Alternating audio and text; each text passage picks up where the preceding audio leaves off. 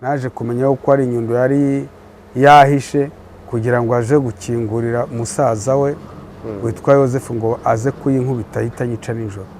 Wabimenye gute ko iyo nyundo yagombaga gukubita wowe?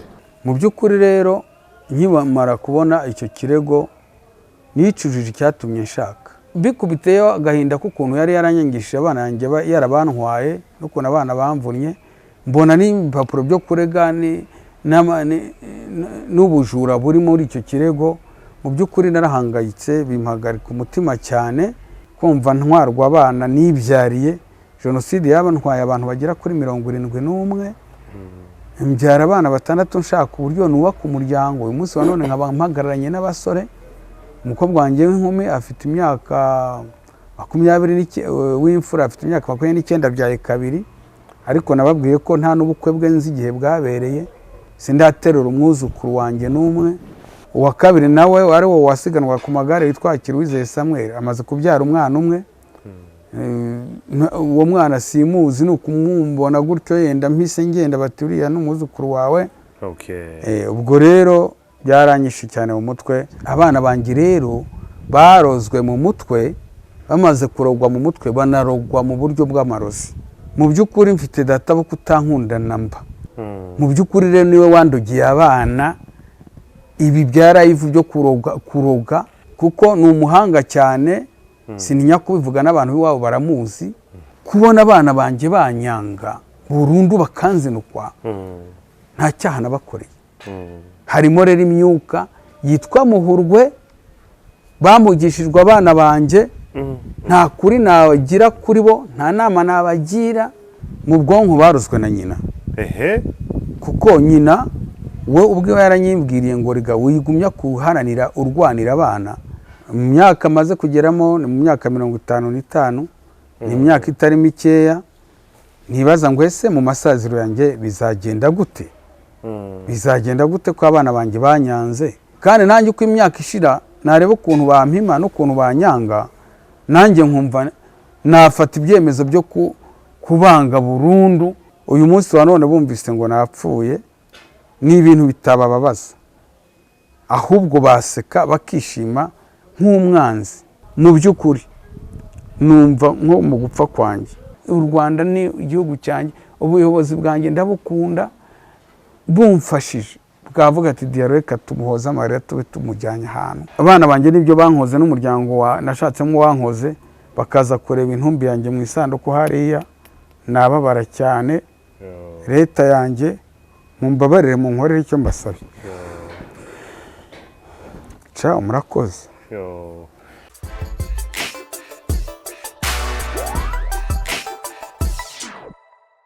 Yes, kuba arimo gukurikirana Big Town TV turabasuhuza mwese aho ari hose nimba urimo gukurikirana Big Town TV. Ni ibihe byiza cyane byo gukurikirana amakuru yacu. Aka kanya tukaba tugiye kubazana inkuru ya uyu musaza turi kumwe hano nawe kuri kamera za Big Town TV. Akaba yitwa Diaro, n'umukinnyi wa filime, ariko n'umusaza waciye mu bintu byinshi cyane. Kubakurikiranye Big Town TV kuva kera hashize igihe kinini cyane, akomeza kuduhereza updates z'amakuru ye uko byatangiye kugeza aka kanya. Afite ibibazo bikomeye cyane n'umugore we. Umugore ntago bakibana, umugore we yarabivuze byose, bagiranye ibibazo bikomeye cyane kugeza aho bashatse kwicana. Urumva ko ari ibintu bikomeye cyane. Usibye ibyo ngibyo, Diaro yabaye umuntu utwara amagare igihe cya kera, yatwaye amagare, yari umustar ukomeye cyane, yaje kugiramo imvune, ibi byose yarabitubwiye. Nyuma asigira iyo mpano umuhungu we nawe yatwaye amagare igihe kinini, ariko ubu ngubu ntabwo agitwara amagare, sinzi ukuntu byaje kugenda. Ariko nyuma y'ahangaho umugore wa Diaro baje kugirana amakimbirane akomeye cyane, ku buryo baje gutandukana, barashikwana, hazamo kurwanira imitungo, amazu y'Ibutare na hehe n'ibindi byinshi cyane bitandukanye. Iyi kesi yaje kujya mu rukiko ejo bundi baje gusomerwa, kesi iba isa nkaho yarangiye. Byatumye dushaka Diaro kugira ngo tuze kuganira aduhe update z'amakuru uko byagenze. Afite abana yabyaranye n'uwo mudamu, ariko abo bana bose nta numwe bakivugana na papa we. Abana bose mama wabo yarabangishije papa wabo, ntago bakivugana, ntago bakundana. ese ubuzima bumeze gute Diaro nguyu hano tukaba turi kumwe nawe reka tumuhe ikaze kuri Big Town TV anadusuhuze maze gahunda zikomeze. Diaro, welcome to Big Town TV. Merci, murakoze. Nkuko ubivuze n'igihe kirekire tumaze mu manza hagati yanjye n'umugore twashakanye. Mu by'ukuri ntabwo ngiye nifuzaga imanza, ariko yarazishatse ashaka ubutane, njye nashakaga ubwiyunge hagati yanjye nawe, akikosora ku makosa yankoreraga biramunanira, ahubwo ahitamo gusaba ubutane. Yandikira urukiko rw'ibanze rwa Gisagara asaba ubutane. Twaraburanye, ariko mbere yo kuburana jyewe naramusanze, musanga i Butare hamwe n'umuryango wanjye, abana banjye. Yari amaze igihe kigera mu myaka 6 yarabanyangishije, ndetse na bamwe mu nshuti z'imiryango turaganira. Ndababwira ni jyewe ntabwo nkeneye kuburana, ntabwo ikintu cyanjyana mu nkiko cyaba kimpemukiye.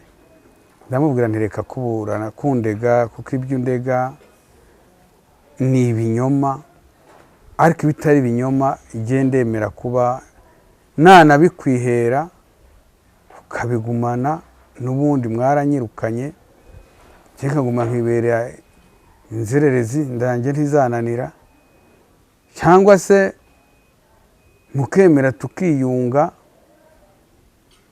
Umugore arabyanga n'abana barabyanga. Ndamubwira none uko ubwo mubyanze basi genda undege, komeza urubanza nk'uko warutangiye, nzitaba. Kuko ndamubwira ngo mu by'ukuri iyo agasozi kagusabye amaraso ntuyakarenza. Imba wumva guhagarara imbere y'abacamanza tuburana undega ibintu by'amahugu, ibyo twakoranye urabizi, nta na kimwe nshaka kukwima, ariko ugiye ku bwanjye unyoroheye wanabitwara byose, kuko n'ubundi n'iby'abana banjye, ariko ntujyane mu manza. Bwa nyuma mutandukana barakwirukanye mu rugo, warijyanye, byari bimeze gute? Watashe gute uva mu rugo aho wabanaga n'umugore wawe? Nyine namaze kubona, nabibwiye inshuti zanjye cyangwa inshuti za Big Town yuko nahavuye nsa n'ukiza amagara, kuko umuryango we wanteraga mu rugo iwanjye ukaza kunkubitirayo, yagira ngo nawe ukanyagiye iwabo, najya kumucyura nkakubitirwayo, ndetse ntangira no kubona ibimenyetso yuko ashaka kuzanyicira mu nzu n'inshuti ze. Aho ngaho nkiza amagara, ndahunga ndagenda. Iyo wavuze ngo bagukubitaga, we nta n'umunsi n'umwe wigeze nawe ukubita? Kuko ntabwo wakubitwa uhagaze, kandi ugakubitwa n'umugore, cyangwa ab'iwabo n'umugore bakaza kugukubita. We ntabwo byari bimeze gute muri icyo gihe? Ntabwo wigeze ukubita nawe? Igihe kimwe byabayeho nihagararaho, nagiye kumucyura nsanga bakoze inama zo kunkubita. Igihe maze kuvuga ibyo twapfuye kugira ngo badukiranure nk'ababyeyi, bakinga inzugi batangira kunkubita. Batangiye kunkubita, nanjye nihagazeho ndabakubita, nanjye nabo barankubita, ariko nkiza amagara ndasohoka niruka, natsa moto. nari nagiyeyo mfite moto y'umusore witwa Nzayino, ndiruka ndabacika. Indi nshuro ya kabiri naho byabaye, yari yarahukanye amazi wabo nk'umwaka. Imvura iguye biha gufata amasuka bajya mu mirima y'iwacu gakondo, bajya guhinga ibishyimbo. Nta mwana yajyanye, bose yarabansigiye ari 4, bamwe ari 6, bamwe 4 twabanaga hano i Kigali, 2 ari bo babi Butare, witwa Mina n'uwitwa Samuel. Ubwo rero mpageze mbakuye mu mirima y'iwacu gakondo yacu, baranga, twaraharwaniye cyane, ivura ibura agatebo. Icyo gihe ndetse n'abapolisi baramfata, naje kubuza umutekano, baramfunga ahitwa mu Gahabwa. Nahafungiwe iminsi igera nko kuri 5, ariko bakurikiranye neza basanga nyirabayazana ari se na nyina n'umuryango we bamushuka ngo ajye guhinga imirima y'iwacu kandi ataba iwanjye. Ubwo baramucyashye cyane, se baramubwira ati kuki wivanga mu bintu by'abana ugafata ubutaka ukajya kubuhinga atari ubwawe, ni wowe ubateranya. Baramwihaniza, ubwo ngubwo baranatwunga, turongera turasubirana. Twaje gutandukana bwa nyuma 2013, niho twatandukanye bwa nyuma burundu, aribwo nyuma yaho nk'imyaka 5 yaje gutangira inzira yo gusaba ubutane. Yes, ubushize waradusobanuye ibyatumye mutandukana, imirwano ya buri munsi, ukuntu yararaga munsi y'igitanda ngo yashyizeho nimba ari inyundo yo kunkubita ngo nyice nijoro yayishyize mu mufuka. Iyo nyundo se waje kwivumbura gute? Iyo nyundo nyine sinzi ukuntu nagiye kwambara inkweto, mbona umufuka w'umweru nari naraguriyemo umuceri uri munsi y'igitanda kandi udasanzwe uhaba. Naje kugira gutya ndakurura nkuruye, numva uraremereye, ndebye nsanga urimo inyundo imwe imena amabuye ireshya nka gutya. Bimubajije aravuga ngo ubwongo n'abana baje kuyibikayo, kandi iyo nyundo yari isanzwe ifite ububiko bwayo. Nk'umuntu w'umugabo nyine uzi ko mu rugo ushobora kugira inyundo, ukagira isuka, ukagira, dore ko n'ibintu by'ubufundi mbizi nakunda kuyikoresha yenda nubaka.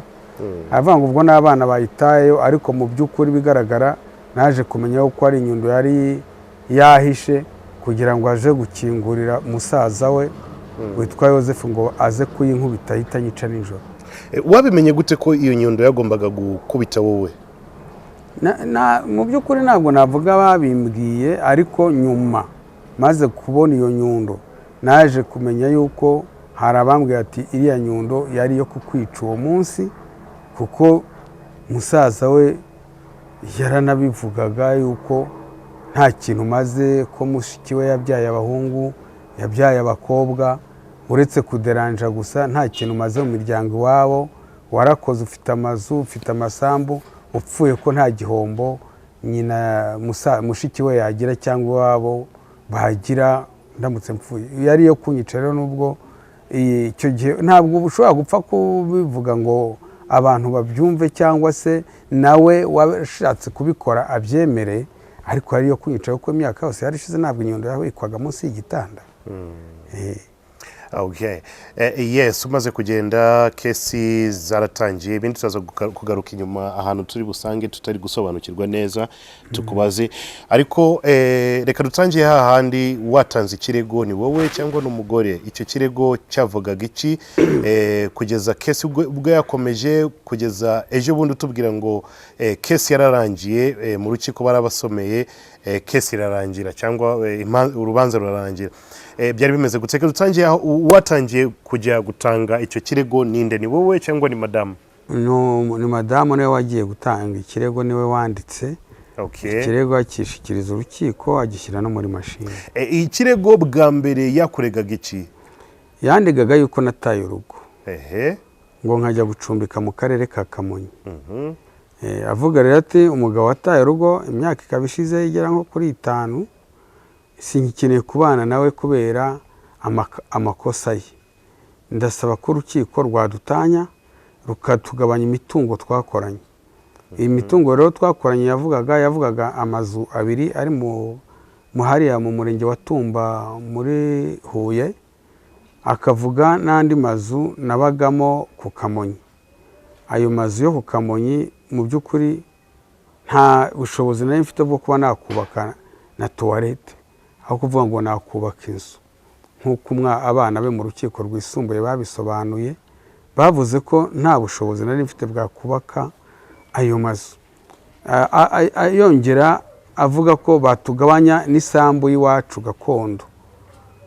Aho abera umujura ntabwo yaregeraga isambu y'iwacu ngo arege azane n'isambu y'iwabo, ahubwo yaregeraga ko bagomba kutugabanya ayo mazu ari Tumba, bakatugabanya n'amazu ari ku Kamonyi, bakatugabanya n'ubutaka buri ahahoze mu murenge wa Kigembe mu majyepfo muri Gisagara, akavuga iyo sambu iwacu gakondo kandi ntazane isambu y'iwabo. Mu by'ukuri amaze kundega ibyo ngibyo, urukiko rwarashishoje rusanga bimwe mu byaregera nta shingiro bifite, kuko iyo sambu yari isambu mpagarariye nk'umuryango, iyo ngiyo yo muri Kigembe muri Gisagara yari isambu y'umuryango tuvukana. Aho baramuhakaniye baramubwira ati n'icyangombwa ntabwo cyanditseho Musabyimana Charles, cyanditseho Musabyimana Charles ko ahagarariye umuryango wa Tereza Mukasagatwa. Basanga iyo ngiyo ni y'umuryango nyine wo kwa Tereza Mukasagatwa, atari yo twahahanye. Arongera andega ayo mazu ngwane ari muri Kamonyi. Mu by'ukuri sinamazane, ni inzimwe ifite utunegise dutatu. We yavuze ko ari amazone. Utunegise yatwitaga amazu, ariko mu by'ukuri aho atagirira isoni ntabwo yigeraga atanga ibimenyetso bigaragara ahayo mazu naba narayakomoye, twaba twarayakomoye, imbara ari ayo twubatse koko, imba ari inzu z'Ibutare twagurije tukaza tukubaka muri Kamonyi, imba ari isambu twagurije, imba ari credit twatse se tukajya kubaka. Yumvaga ko ayo mazu akuriye kuyariganya kuko nayo ngira imiryango hanze. Ubwo rero kubera ko baravuze ati iwacu muri gakondo yacu harasenyutse, hanze ni hanze, amahanga yaduhinduka, hari aba Tanzania, hari na Uganda, hari n'uba mu Faransa. Avuga ati twakugurira ahantu tukaguha n'uburenganzira bwo kuhatucungira, noneho twazanataha yenda amahanga yaduhindutse cyangwa twashatse gutaha mu gihugu cyacu tukajya tugira aho turuhukira nk'iwacu muri gakondo. Bubaka amazu hariya Kamonyi. Ayo mazu niho utuye? Ubu ngubu niyo ntuyemo. Ariko kubera ko byakuruye induru, ubu simatuye, narimutse i Kigali, ariko barambwira ati shaka undi muntu wayabemo tuzarebe ukuntu urukiko ruzafata amazu adafitiye ibyangombwa byawe n'umugore wawe, turebe ukuntu urukiko ruzaza rugatanga ayo mazu kandi dufite inyandiko z'amasezerano twagiranye yuko atari ayawe ahubwo ari ahacu nk'umuryango ugomba kuducungira. Baravuga ati buhavuye uhabise, ariko mu by'ukuri n'igihe uhakurikirana muri iyi minsi, nubwo ntacyatuye nitureza Kanombe hariya, ariko n'igihe uhakurikirana.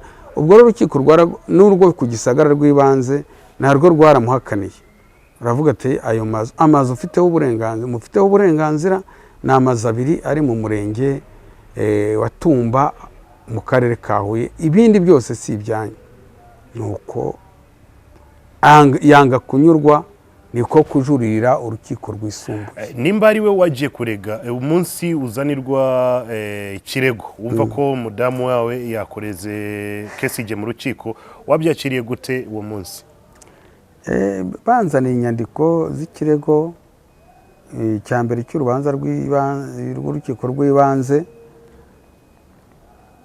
byarampungabanije cyane, kuko ni agahinda burya gakomeye kubona uri umuntu w'umusore ukiyubakira inzu, umugore atagufashije, uwo uzashaka atagufashije, utanamuzi, yenda nyuma ukamubenguka, yaza wamukorera amasezerano umuvanye mu bwigunge, yari amaze kwiheba yuko agiye no kugumirwa, yagira ngo araje agatangira akagutera hejuru akagutesha umutwe ukaba nk'umusazi. Mu by'ukuri rero nkimara kubona icyo kirego nicujije icyatumye nshaka, dore ko yari amaze n'igihe yarankuyeho abana, ari igihe uvoma, ari igihe wikuburira mu nzu, ari igihe wikoropera, ari igihe wiharura utwatsi two mu ntanzi z'urugo gutya twameze, kandi narabyaye. Ibyo ngibyo bikubiteyo agahinda k'ukuntu yari yaranyangishije abana yanjye yarabantwaye, n'ukuntu abana bamvunnye, mbona n'ibipapuro byo kurega n'ubujura buri muri icyo kirego, mu by'ukuri narahangayitse bimpagarika umutima cyane, dore ko ntajya nkunda n'ibintu byo kuburana. Ndatangira mera nk'umuntu wanduye, nk'abantu babonye nka filime yitwa Sarumfuna, bazayikurikirane. Ni Sarumfuna, ni Sarumfuna mfe ya M na fe, ni Sarumfuna, bazayikurikira barebe. Nayikinnye covid ijya gutangira, nari nanutse cyane, nari mfite ibiro 70 kubera guhagarika umutima, kubera kwibaza ibigiye kumbaho, kubera urwango rugiye kuba hagati yanjye n'umugore nk'aho twakwiyunze, kubera urwango agiye gushyira hagati y'abana banjye n'ubundi nubwo bari bamaze igihe kirekire banyanze. Byanteje stress mu mutwe, mba nk'umusazi, ndacanganyikirwa. N'ababizi twabanaga za Calvados hariya n'ahandi babonaga ukuntu umeze. Narananutse ntumurongo mu bwenge, numva nta mbuze kiribure, numva nta controle mfite mu mutwe.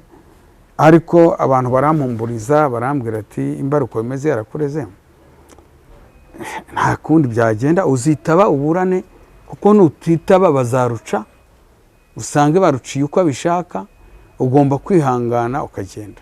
Ikirego cyatangiye tariki zingahe mu kwezi kwa kangahe n'uhe mwaka?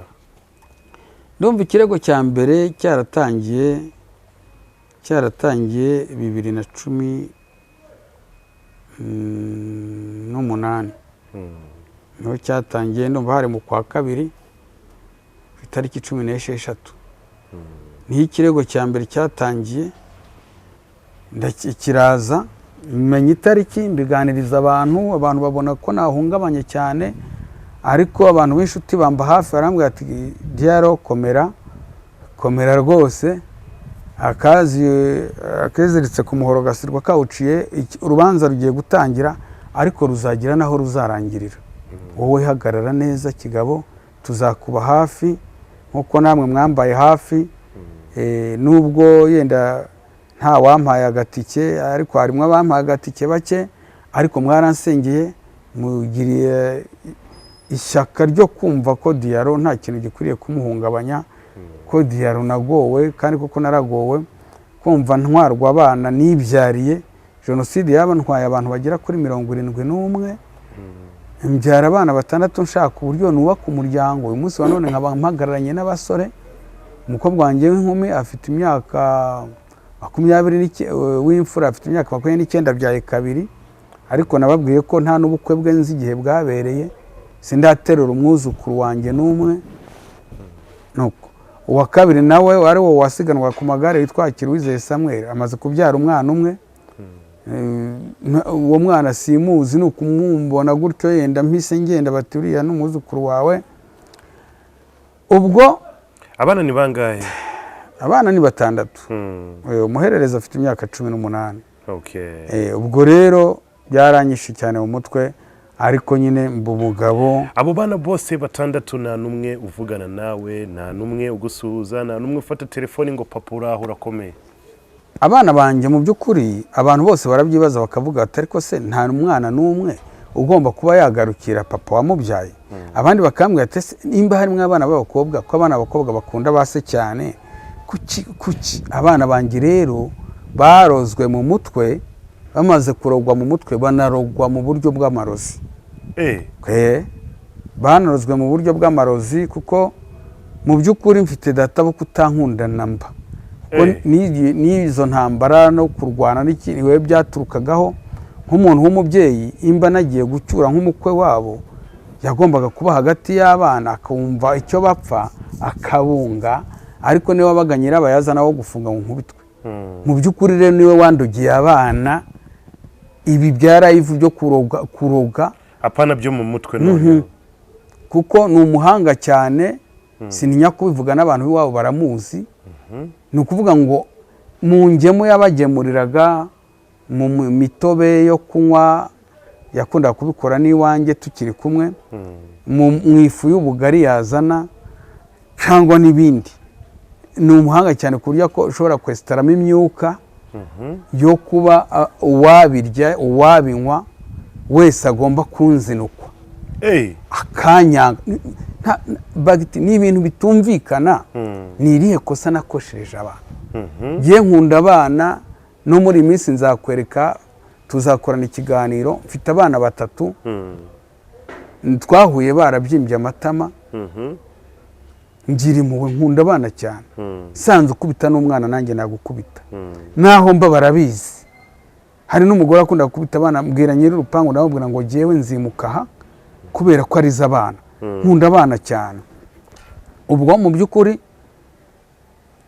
abana banjye narabakundaga bikomeye cyane niyo nyina yagiraga gukubita naramwihanizaga nkamubwira ngo ntukankubitira abana ugasanga aravuga ati ahubwo wowe uransuguza abana ngo ntukankubitira abana sinabyariye abana kubakubita si inka si ihene n'inka n'ihene ntibijyanwa ku gasozi bikubitwa ibyo byaraciwe mu by'ukuri kubona abana banjye banyanga burundu bakanzinukwa nta cyaha nabakoreye harimo rero imyuka yitwa muhurwe bamugishijwe abana banjye nta kuri nabagira kuri bo nta nama nabagira abana banjye nari niyemeje kubakorera izina nk'uko nakoreye izina uriya musitare witwa Hakiriwizeye Samuel igare ryamunaniye kubera iyo myuka yose akunda inzoga akunda itabi atarigeze avuka abona anywa itabi akunda amatabi amoko yose akunda ibyo kunywa amoko yose bituma bimuca intege umwana kunyonga igare biramunanira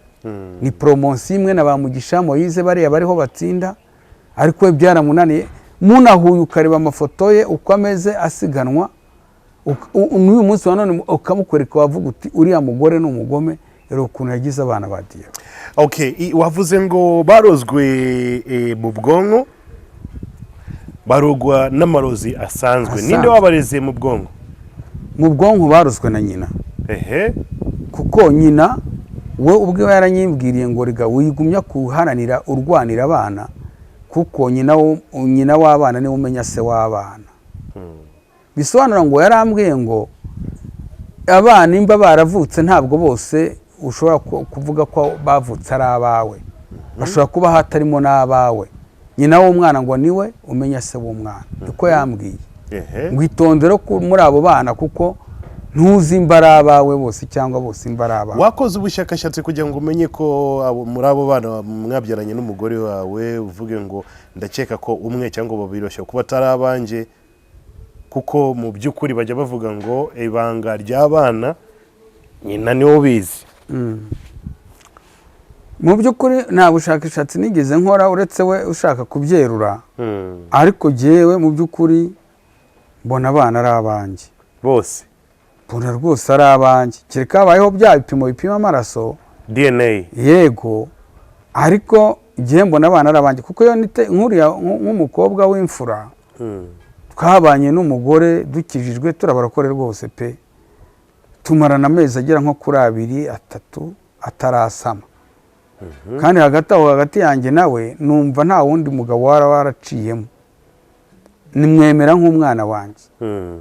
N'uwo wa kabiri witwa Samuel, kandi niyo witegereje ubonamo harimo agasura kanjye. N'uwo wa kabiri witwa Samuel rwose pe, twamusamye mu bihe bibi, mu bihe jenoside yari irangiye, tubana neza, numva ari uwanjye. Uwa gatatu witwa Shema we turasa hahandi wavuga uti uriya mukobwa ni uwa Diaro koko, urumva. Mu mbyaro rero zakugerageje gukurikira amaraso y'iwabo ni nk'uwitwa David, uwitwa Rwema, ndetse n'uwa Debora asa na mukecuru, asa na mama wambyaye. Mu by'ukuri jewe nubwo avuga ayo magambo atyo, ariko jewe bana banjye ndabakunda, ntabwo jewe ntawe nihakana n'umwe, mvuga ko bose ari abanjye.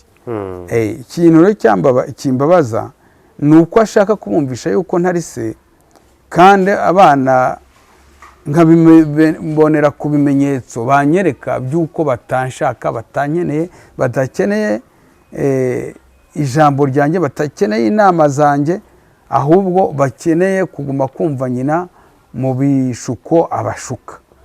Ibyo rero bikambabaza, bigatuma nibaza ese bizagenda gute nubwo urubanza urukiko cyangwa amategeko arurangije, nyuma bizagenda gute imba nta mwana n'umwe ukeneye kunyiyungaho nka se wababyaye.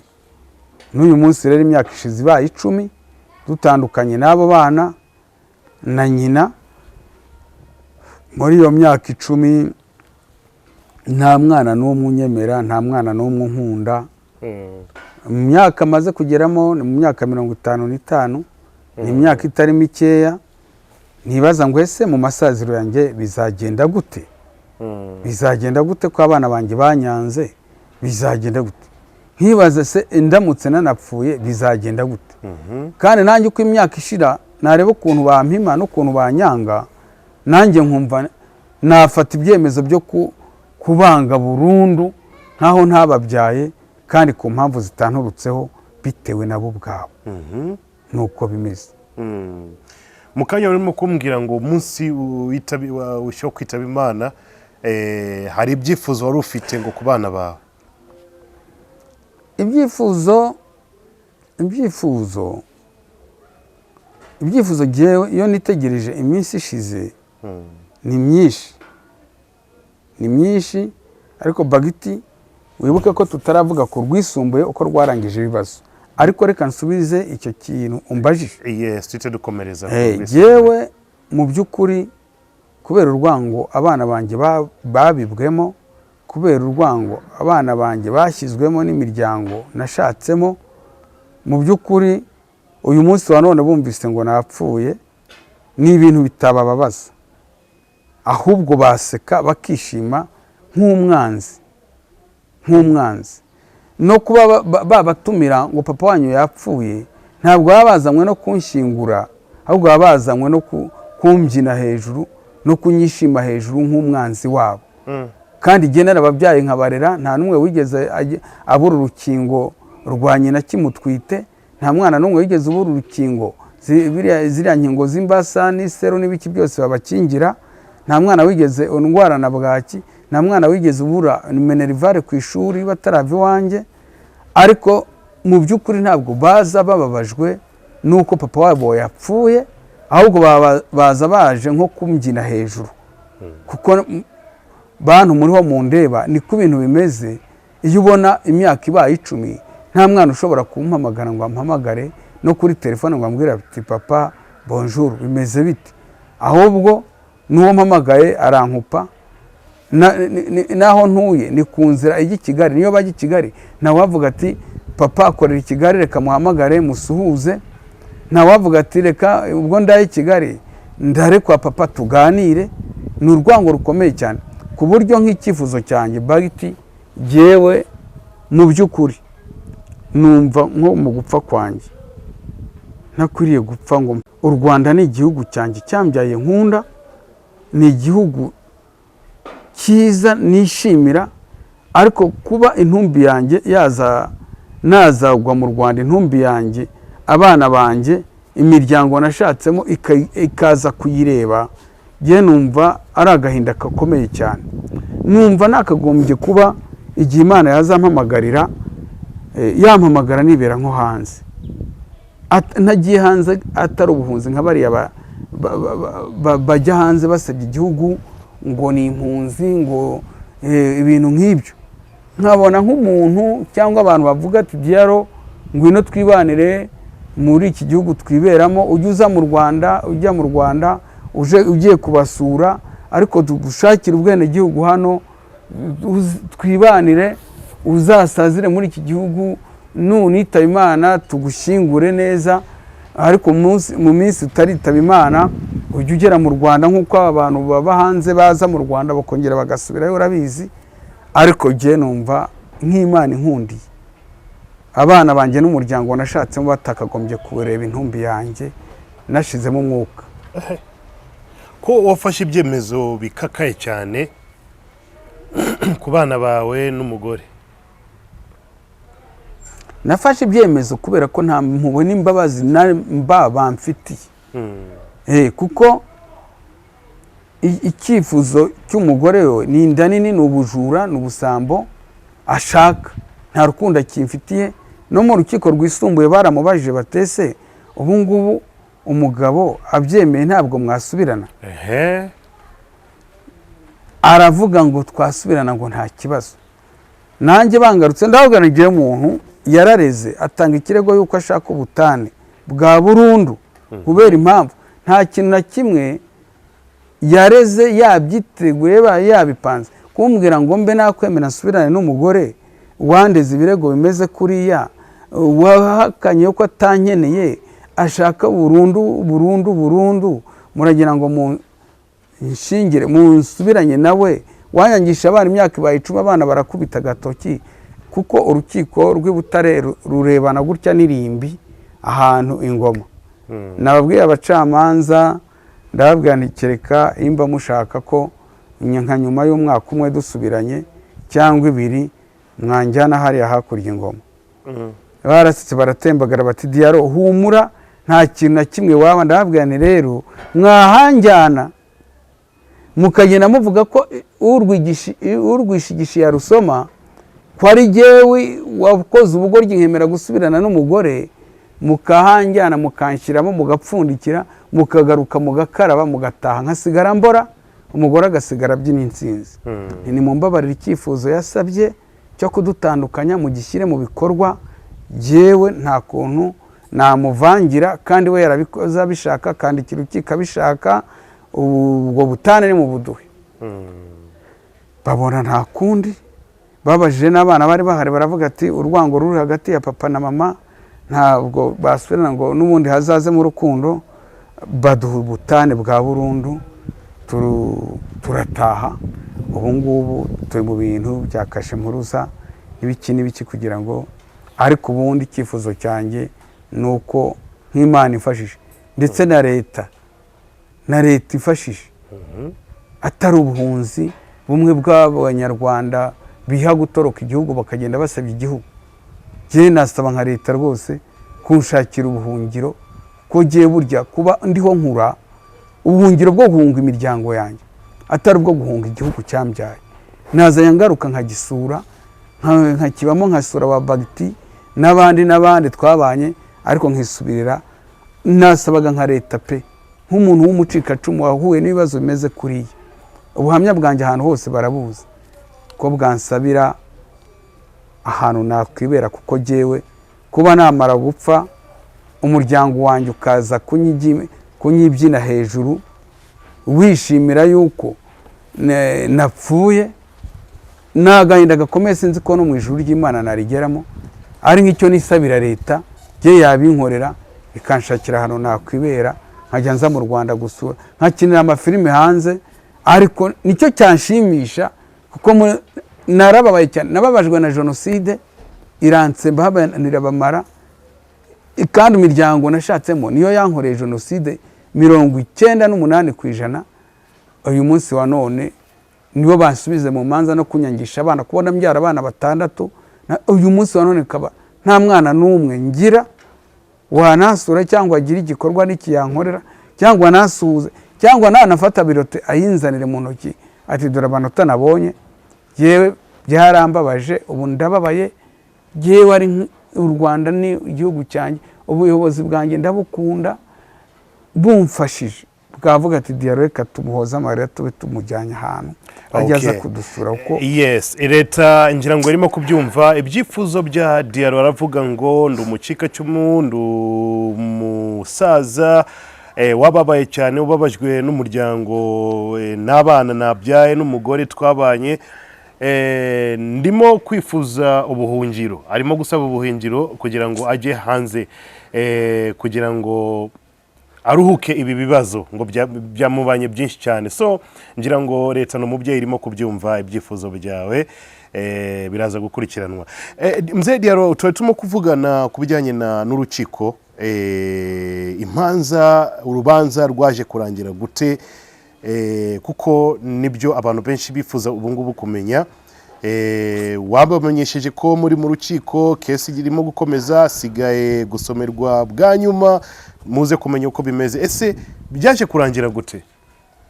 Mu by'ukuri nyine urubanza rw'ibanze urukiko rw'ibanze rwandora rwanzuye ntiyanyurwa ahubwo agenda avuga ngo natanze ruswa. bimwe by'amatakirangoyi, bimwe byo gusebya. Ariko icyo nakubwira Bagiti, turi mu bihe byiza, turi mu bihe dufite amategeko atagira uwarenganya. Ndashima igihugu cyambyaye, nkashima nyakubahwa Perezida wa Repubulika wagize uruhare mu gutunganya inzego zose zo mu gihugu kugira ngo zikorane ubushishozi, zikurikize itegeko. Mu bihe byashize wajyaga kuburana n'umugore bati ntuzamutsinda kuva ari umugore, nta jambo uzagira kuva ari umugore. Ariko siko bimeze, siko bimeze. Mu rw'ibanze baradukiranuye neza, habamo tumwe nyine mu byo yagiye abeshya, ndavuga ngo ibyo byose ntacyo bitwaye. Badukiranuye neza, yanga kunyurwa, aravuga ngo mu rukiko rwa Gisagara unagenga ntanga ruswa ngirante, dore ko yari amaze n'iminsi yazanye abana be, urubanza ruraba bararusubika kubera induru z'abana bavugaga mu rukiko, kandi nzi ko urukiko rutavogerwa. Ariko bigeze aho ngaho bararusubika ngo ruzabe ku yindi tariki, kubera abana bitwa Basamweli abo bamina bagasaba ijambo bakaribaha. Umuperezidenti wari urimo uyoboye urwo rukiko, urwo rubanza, nkabona arabaha ijambo, nkayoberwa impamvu. Icyo gihe barasubika, tugeze no hanze bashaka kunkubita, umugore araza ncira mu maso, ariko abari bahari baravuga ati rero igendere, barashaka gukurura amakosa, kuba wararwaniye ku rukiko, igendere. Ndigendera. Ubwo ntabwo yaje kunyurwa, yaje kurujurira urukiko rwisumbuye rwa Butare, naho nditaba. Maze kwitaba twaraburanye, mu by'ukuri bumva agahinda kanjye nk'aka mfite hano, ndetse na President ndumva yaramubwiye ati wakoze icyaha cyo kwangisha umusaza ungana utya abana be yibyariye. Mu bana 6 umwana n'umwe wamuba hafi, urabikora. Imyaka ibaye 10 biramutsinda byose, ndetse n'abacamanza baravuga ati ibi bintu nibibaho, uhereye none ugenda urekura umwana umwe cyangwa 2 basanga umusaza, bagende bagira ibirimo bamufasha. Ariko ntiyanabikoze. Ubwo rero urubanza bararurangije tariki 10, ndumva ubu turi mu kwezi kwa 7, barurangije ndumva ku tariki 16 z'ukwezi kwa 5, niho barurangije burundu bidasubirwaho, bashyiraho n'iriya minsi 30 yo kujurira. Gusa sinzi icyo umuntu yari kujuririra. Nzi ko iyo byageze hariya mu rusesa imanza, ndumva nta kintu twari kujyanayo, cyane cyane nk'umugore, kuko imyanzuro yafashwe mu rw'ibanze ni nayo yafashwe mu rwisumbuye. Kuko bakurikije itegeko, barareba ibimenyetso, ibintu byose, n'abatangabuhamya. Yazanaga abatangabuhamya b'abahimbano batagira naho bahuriye n'ubwo butaka yaregeraga. Nuko urubanza bararurangiza, bavuga ko tuzagabana inzu imwe iri Tumba, ariko inzu ya kabiri, kuko bari bakoze impapuro mpimbano, baravuga ngo iyo nzu ngo nayihayemo umwana ngo impano uwo Samweli, kandi mu by'ukuri twari twayimutije kuko yarashatse kurongora. Mbere yo kurongora araza arambwira ati sinshaka kubana na mama, ubu ntije iriya nzu mbe nyirimo, kugira ngo ndebe ko yagarura umutima nk'umwana, ntuzagenda ubu yibayemo. Ariko nyuma yavuze ko ari ye, yandika impapuro atanditse mu rukiko rw'ibanze, kuko mu rukiko rw'ibanze handitswemo ko tuzagabana ayo mazu 2, ariko mu rwisumbuye handitseho ko tuzagabana iyo nzu imwe umugore abamo, iya kabiri ngo ko nayihaye umwana impano, ngo nkora n'inyandiko ngo turi kumwe n'umuyobozi w'umudugudu n'abandi bagabo 3 simbazi, ayo masinya ariho sinyazi, ngo ubwo ngo iyo nzu ngo yo ngo ntiri mu bizagabanywa. Ariko ndavuga naje kwandikira urukiko ntakamba, mvuga nti ibyo bintu ntibyabayeho, iyo nzu yakagombye kugabanwa nk'uko na mbere bari babivuze, kuko iyo nzu sinigeze nyimuha burundu, narayimutije. Ariko naratakambye imba hari icyo bazamarira, bazareba, bazabireba, kuko nababwiraga ko iyo nzu yubatswe mu mafaranga y'amadeni twari turimo, ikwiriye kugurishwa kwishyura ayo madeni twari turimo. So mu myanzuro yo ku rukiko iyo nzu nta kintu bigeze bayivugaho? Ntacyo bayivuzeho, bavuze yuko ngo iri mu ruhande rwa Hakiruwizeye Samuel ko ngo nayimuhaye nk'impano, ngo mukorera n'urupapuro rwa burundu, kandi inzu sinigeze yimuha muri burundu kuko inzira cyanyanditseho. Baravuga ngo nagukorera n'inyandiko ngo hari abagabo batatu, iyo ni inyandiko ntayo nzi, ngo n'umuyobozi w'umudugudu waho ngaho ku Kanyamanza ntabwo nzi. Ibyo bintu bidasobanutse rero kuko rwa rubanza rwa nyuma baranzuye mbibona gutyo. Okay, komeza utubwira cyangwa udusobanura ku myanzuro yatanzwe yari mu rukiko ku munsi wa nyuma. Umunsi wa nyuma nyine bavuze ko tuzagabana iyo nzu abamo, iyo ngiyo tukaba turetse kuyigabana. Hari utundi tuntu yaregeye, harimo ngo ikibanza ngo kiri Igihinga. Icyo kibanza kari akantu gato nigeze kugura n'umugore umwe, ndetse uwo mugore yaraje ntekaho imitwe ari kumwe na bamwe mu bayobozi b'amabanki, witwa Leopold, yari banki yitwa Goshen. Baraza arambwira ati ese waguha ubutaka noneho ukaza banki ikaguha amafaranga, ayo mafaranga ukayampa ko iyo banki nyirimo ishaka kuzangurishiriza inzu, noneho ujye nkaguha ubutaka ukajya wishyura iyo banki buke buke, ariko iyo nzu ntibayitware. Ubwo noneho n'uwo muyobozi watanga amafaranga witwa Leopold nawe arambwira ati rwose nta kibazo, turajyana ashaka ibyangombwa by'ubutaka n'ibyahehe ku kagari, ku murenge, mu midugudu, byose barabyuzuza, bampa amafaranga agera kuri miliyoni. Ahita yishyurwa iyo nzu bari bagiye guteza cyamunara, we anyemerera ko icyo kibanza akimpaye, nkajya nkora nishyura. Hashize iminsi arambwira ngo iyo miryango y'ubwo butaka yampaye ngo yaramureze, ivuga ko ntacyo bapfana. ngo ubwo rero ngo yarihombeye, ngo ubwo butaka siriza gukurikirana, kandi ya nzu yiwe yari iri mu ideni, yararangije kuva mu ideni. Bisobanura ngo ni jyewe usigayemo ideni. Naje guhita nandikiye iyo banki, ndababwira kubera ko ibintu bigenze gutya na gutya na gutya, kandi mwarabigizemo uruhare mu kumpuza n'uwo muntu, ubwo butaka muzabujyane mubugurishe havamo amafaranga yanyu mwiyishyure. Ntibabishyize mu bikorwa, iryo deni n'uyu munsi wa none riracyandiho miliyoni imwe.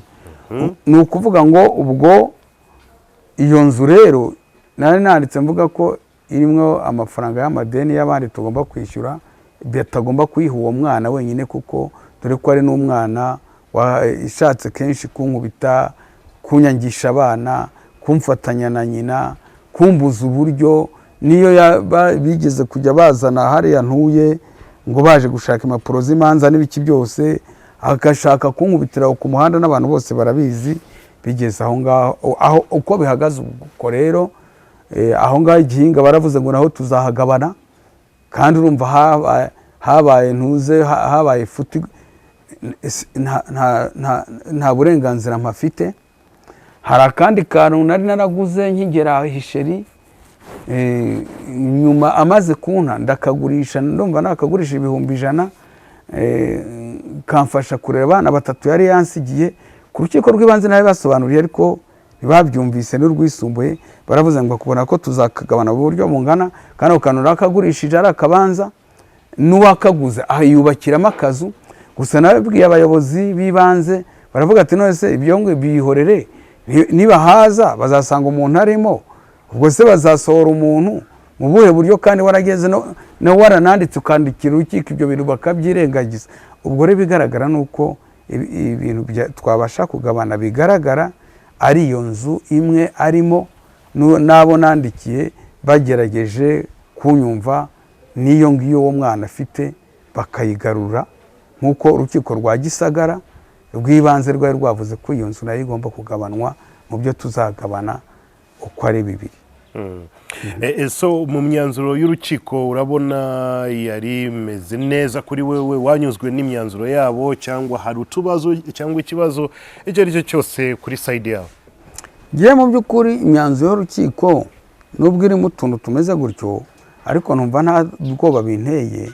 ikintu cya mbere nishimiye urukiko rwankoreye ni uko rwamwimye iby'amahugu yaregeraga ubutaka bw'iwacu ku ivuko, akaregera n'ubwo butaka n'ayo mazu y'iyo miryango yanjye iba hanze. Ariko urukiko rwaramubwiye ati ibyo ntibishoboka, nta nyandiko igaragaza ko mwaguze aho hantu, nta nyandiko igaragaza ko iyo mitungo ari iyanyu, inyandiko za burundu.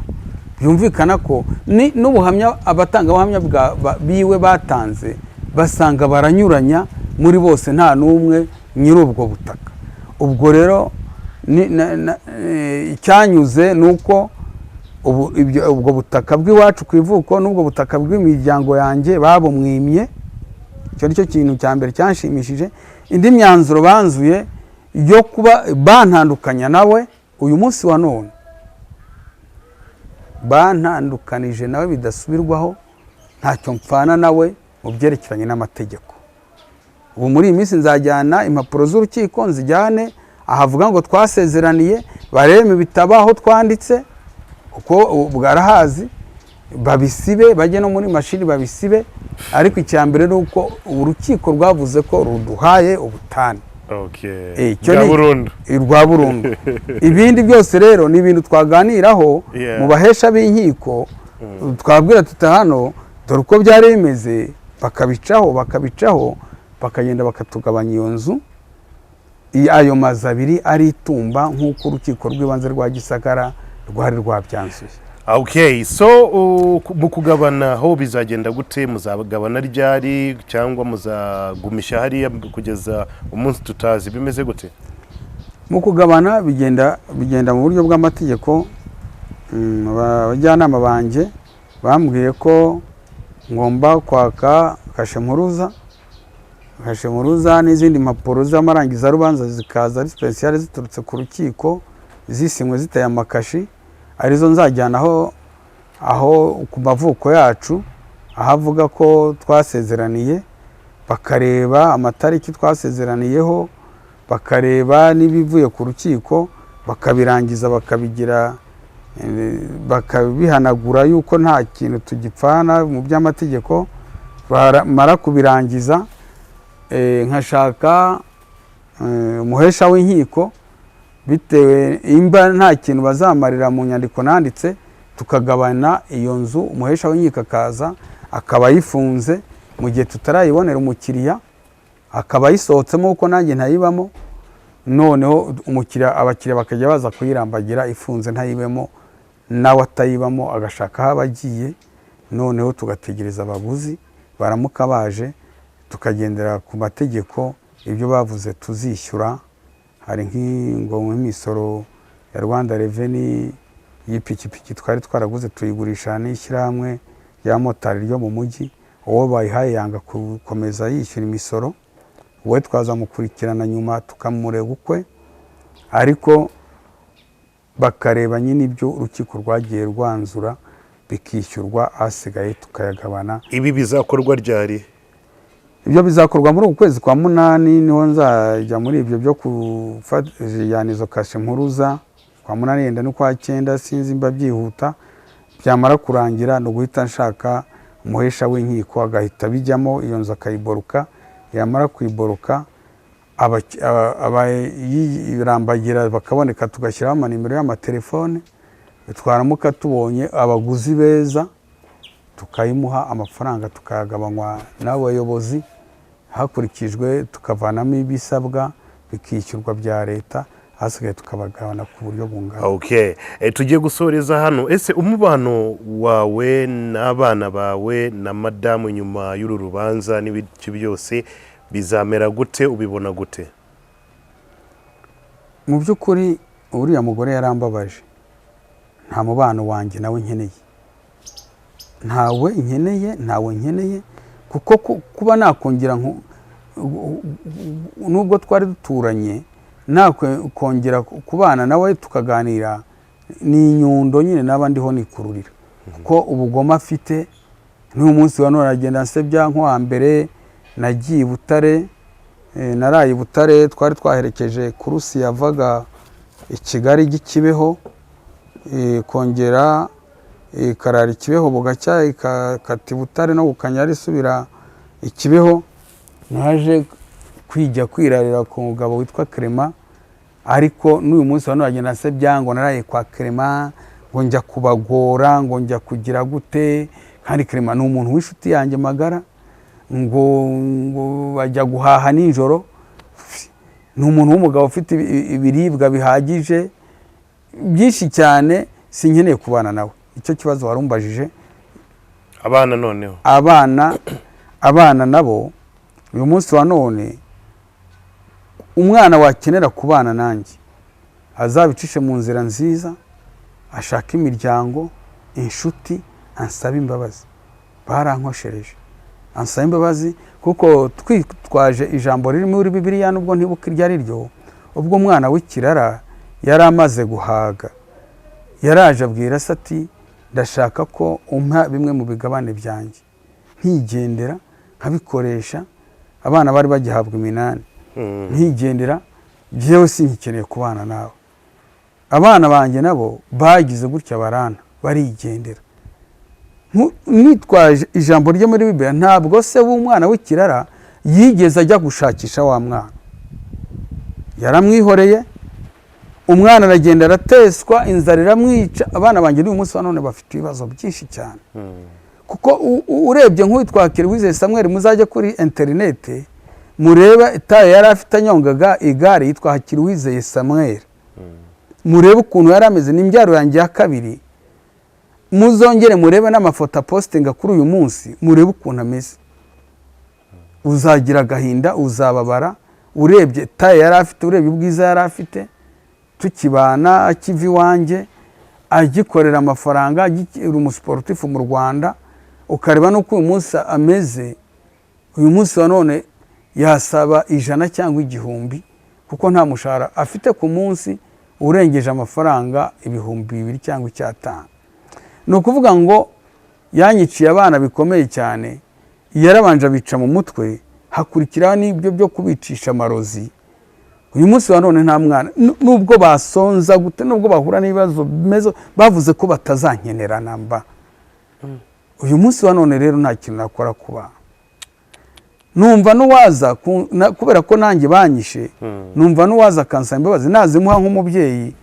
Nkuko wa mwana w'ikirara ngo yabonye bikomeye, amaze gusonza, asangira ahari, asangira n'ingurube zaba boss biwe, aravuga ati wacu rwose bwararyaga, naryaga.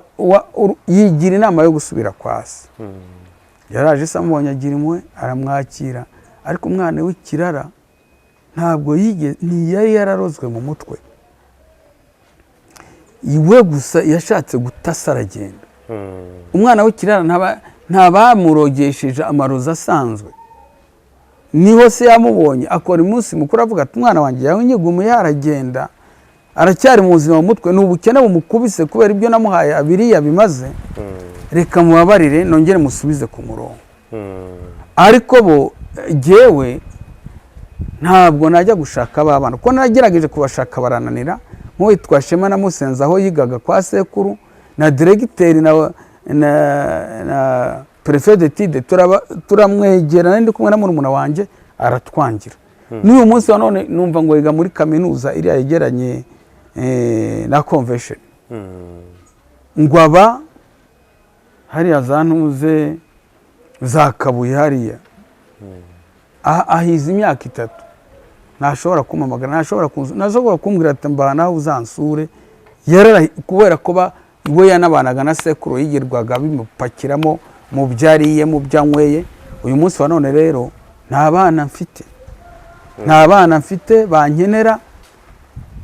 Nzi ko bararangiye, kandi mwa babyeyi mwe namwe mukurikire murebe imyaka 10 umwana kwanga adakenera kwicara iruhande, yagaruka ati. Ariko agarutse namwakira nk'uko umubyeyi yakiriye umwana w'ikirara. Okay, birakomeye cyane. Ngira ngo abarimo gukurikirana Big Town TV muri kubyumva. Bya diaro byo birakomeye. Story narababwiye tuzakomeza kuyibamenyesha kenshi uko bimeze, uko bigenda, uko bikomeza byose. Reka uyu munsi dusoreze hano, turi kumwe na Diaro, ariko imyanzuro yarafashwe. urubanza rwararangiye, bikurikiraho yakubwiye ko ntabwo akeneye abana, nta nubwo akeneye umubyeyi, ariko abana niba mushaka papa wabo bazaze basaba imbabazi azabababarira. Mama wabo we bana ngo byarangiye burundu, kandi yashimiye n'urukiko gufata imyanzuro yo kubatandukanya burundu. So uyu nguyu niwe Diaro, ngira ngo muramuzi, story avuga nuko nguko byari bimeze, nuko bimeze. Icyo nakongeraho, yes, harakano kato nakongeraho. Murabizi ko cyane mpereye ko icyo nasabye leta inkundiye icyo kintu yakinkorera, ubuhungiro rwose pe. Sinshaka umurambo wanjye ko abana banjye bazanyunamira, simbishaka. Mwabyeyi mwe, leta y'u Rwanda nyibaye mu myaka 55, izi ko ari umubyeyi ishaka yabinkorera, kanshakira umuhungiro hanze, kuko nta nicyo nsigayeho. Iyo nzu nari mfiteho uburenganzira, tuzayigabana ejo, nsigare ntagira n'icumbi. Ni ukuvuga ngo leta imbereye umubyeyi, natanga nimero zanjye bakazankurikirana, bakanganiriza, bakumva agahinda mfite, bakumva imba ari cyo bamarira, imba ntacyo bamarira, bakampugura, bakansubizamo imbaraga. Simbizi, ariko sinzi ko byankundira. Nababwira ngo nimero zanjye zaba 07 8 078 14 15 105. Ikindi yes, nuko muri iyi minsi muzi ko n'abakiniraga filime zikaryoha, zimwe nkazikina mu buzima mbayemo buriya bwanjye na Mutoni, ndi umusazi n'iki, nibyo nakinaga byari mu rugo iwanjye. No muri iyi minsi hari indi filime ngiye tumaze gutegura, tuzakina guhera ku wa 2. Bavuga ngo mu minsi 15 mwazareba kuri channel yitwa Viki Rwanda. Oya, numara kubikora neza uzagaruka utumenyeshe, tubyamamaze nabyo ko ntacyo bitwaye. Urumva, mukurikirane Diaro, kuko ngiye gukina ubuzima cyane bwo guhera ku ntambara zo kujya mu nkiko kugeza urubanza rurangiye, uko byagiye bukurikirana mu buryo bwa filime. Ariko bayobozi banjye banyarwanda, nimero zanjye nazitanze, wakenera kumpa inama, wakenera kunsura, wakenera kumfasha, wakenera kunyongeramo imbaraga, yamfashe cyane. Ariko jewe nagahinda nzapfana igihe cyose, n'uyu munsi wa none napfa. Abana banjye nibyo bankoze, n'umuryango nashatsemo wankoze, bakaza kureba intumbi yanjye mu isanduku hariya, nababara cyane. Leta yanjye mumbabarire, munkorere icyo mbasabye. Murakoze. Birababaje kubona umuntu umusaza bigeze aho birangira nk'uko nguko urimo kubibona, yanarize, yasabye ubuhungiro n'ibiki byose. Birababaje mu by'ukuri, birababaje kuba arimo gukurikirana Big Town. Abantu baba hanze bande banyumve, natanze nimero zanjye ko ari 07 14 15 bazahamagare tujye tuganira, kuko nzi ko bankunda. Murakoze. Sawa, murakoze cyane. Reka dusoreze hano ku bari bakurikirana Big Town TV. Diaro ni umuntu wacu, ni umuntu wanyu, tuzakomeza kugarukana nawe hano anatubwira uko bimeze. Ariko njyewe ndamubwira ngo papa wacu ihangane, ubuzima ni inzira ndende cyane, tuzicamo buri munsi, ariko all in all hari umunsi bizagenda neza. Asante sana kuri barimo kurikirana Big Town TV. Don't forget to subscribe. I go by the name Back T behind the camera, na ndi kumwe na X nawe arakoze cyane. Namwe murakoze cyane gufata umwanya wanyu gukurikirana no kumenya uko Diaro ameze cyangwa gahunda ze aho zigeze kugeza kakanya. Until next time, this is Big Town TV. Ciao ciao, bye bye.